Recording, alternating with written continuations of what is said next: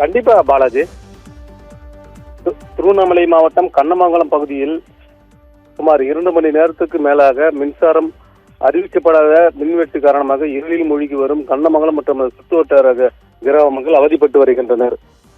குறிப்பாக திருவண்ணாமலை வேலூர் நெடுஞ்சாலையில் 24 மணி நேரமும் பரபரப்பாக காணப்படும் இப்பேருந்து நிலையம், அது மட்டுமல்லாமல் கண்ணமங்கலம் பேருந்து நிலையம் இருளில் மூழ்கி கிடப்பதை நாம் பார்த்து வருகிறோம். திருவண்ணாமலை, வேலூர், ராணிப்பேட்டை, ஆரணி உள்ளிட்ட பகுதிகளுக்கு பயணிகள் கண்ணமங்கலம் வழியாகத்தான் செல்ல வேண்டும். அது மட்டுமல்லாமல் சுற்றுவட்டார பகுதியில் உள்ள 20க்கும் மேற்பட்ட கிராமங்களுக்கு பயணிகள் பயணிக்க வேண்டும். இதனால் இருளில் மூழ்கி கிடந்த பேருந்து நிலையம் பயணிகள் பயத்துடன் பாதுகாப்பற்ற முறையில் நீண்ட நேரமாக காத்து கிடக்கின்றனர்.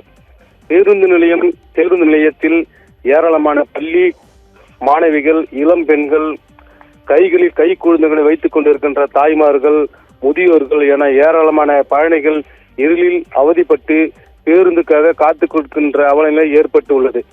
அறிவிக்கப்படாத மின்வெட்டு காரணமாக நெடுஞ்சாலையில் உள்ள பஜார் வீதி முழுவதும் இருளில் மூழ்கி கிடப்பதால் பயணிகள், வாகன ஓட்டிகள் வாகனம் ஓட்டி செல்ல முடியாமல் அவதிப்பட்டு வருகின்றனர்.